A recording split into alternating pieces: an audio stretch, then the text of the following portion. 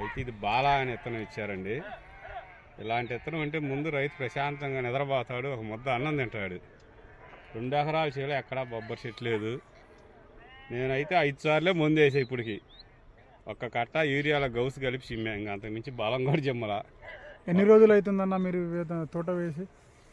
మేము తోట వేసి 70 రోజులు దాకా అయింది.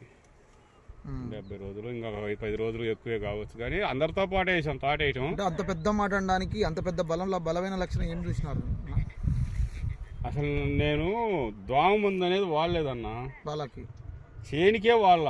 చేనికంటే దీనికేనా మీద అన్ని రకాలు? అసలు నేను వేసింది 3 ఎకరాలు ఎక్కడ వాళ్ళ. ఓకే, ఇది 2 ఎకరాలు వేసా, ఇంకొక ఎకరం ఏమో 26 వేసా. అదేమో కొంచెం బొబ్బరు తగులుతుంది. దోమ ముందు అసలు ఎన్నిసార్లు వేసినా పురుగు మందు తప్పితే ఇంకేం వాళ్ళ. కలుపు తీపిచ్చే టయానికి అరకదోలే. అది మొన్న వర్షం అని ఆపి మొన్న ఇవాళ 15 రోజుల నాడు నీళ్ళు పెట్టి అంతే.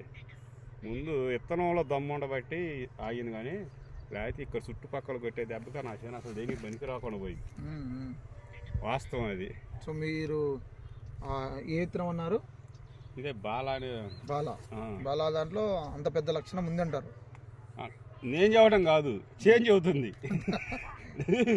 నేను నా నోటితో నేనేదో చెప్పటం కాదండి. నేను వేసింది 5 సార్లే ముందు. అది పురుగు మందు వేసింది నేను, తెగులు ముందు కానీ దోమ ముందు కానీ ఏది యూజ్ చేయాలా. కాకపోతే టయానికి ఒకటి కలుపు ఒకటి చేసా. సేద్యం బాగా చేయించిన, వ్యవసాయం ఒకటి చేయించా, అది చేతులు ఎద్దులో బట్టి చేశాను. సో ఈ విత్తనాన్ని ముందు తీసుకోపోవచ్చు అంట ధైర్యంగా, ప్రశాంతంగా. చాలా ధన్యవాదాలు. నిద్రపోతా అయ్యొచ్చు. ఎట్టాంటి నేనే ఎంత ఇబ్బందుల్లో ఉండేసా కాబట్టి ఎట్టాంటి పనికి మాలినోడికి ఇచ్చినా కానీ ఇత్తనం కాసింది.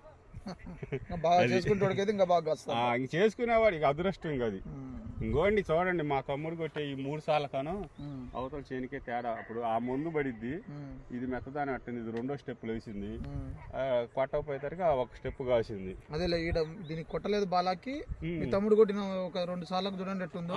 గాలికి పడిన గాలికి వచ్చిన దానికే క్వాలిటీ వచ్చింది. ఓకే, అది చాలా ధన్యవాదాలు. అసలు